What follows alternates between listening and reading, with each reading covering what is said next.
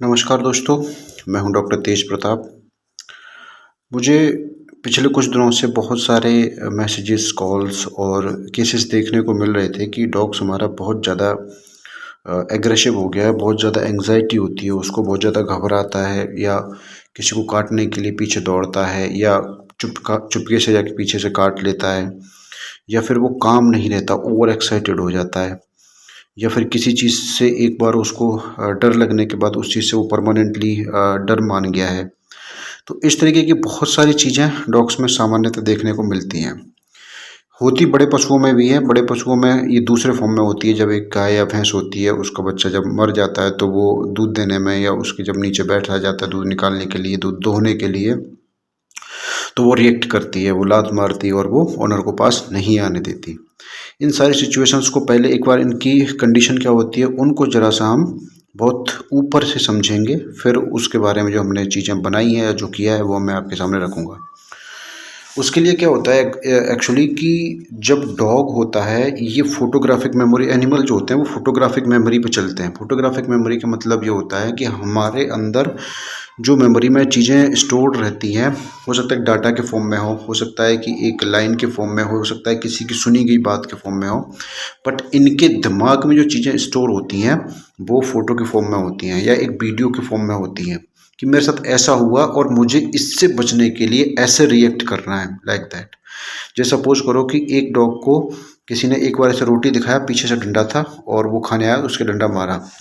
उसके दिमाग में हो जाएगा कि ऐसा भी इंसान कर सकता है या ऐसा भी हो सकता है कि पहले खाने के लिए दिखाया जाए कुछ, आफ्टर दैट उस पर वार किया जाए।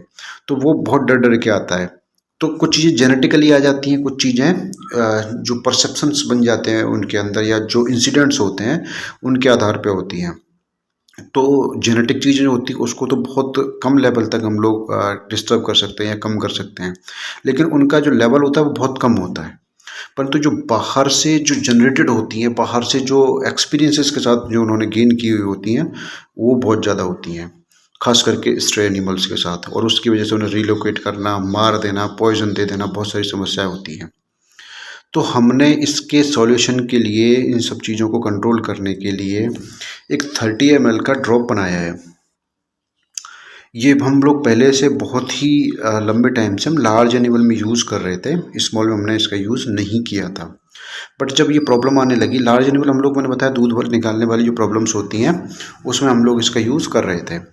तो अब जब ये कंडीशन स्मॉल एनिमल्स के लिए आने लगी तो हमने इसको कुछ इसके अंदर मॉडिफिकेशन किया और 3 तरह का सॉल्यूशन इसमें 10-10 ml ऐड करके 30 ml बनाया। ये क्या करेगा कि जो चीज़ें उसके साथ पास्ट में जो चीज़ें हुई हैं उनको दिमाग से निकालेगा। मेरी बात समझना, निकालेगा मतलब उन चीज़ों को जिनकी वजह से वो जो ट्रॉमेटिक कंडीशन उसके अंदर है।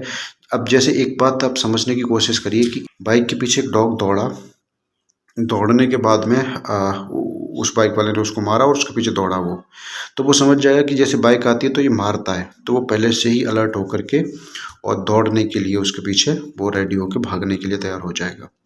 तो ये चीज़ें वो करेगा।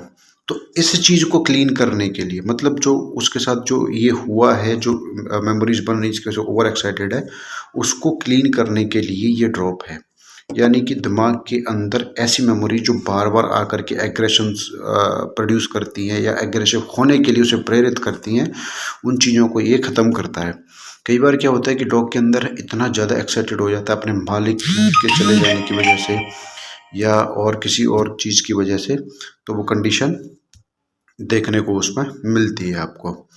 तो वो क्या करेगा, यूरिनेशन करेगा बार बार, ऊपर छत पे नीचे सब जगह पेशाब की बूंदे बूंदे करेगा। ये सब चीज़ें एंग्जाइटी के कारण होती है।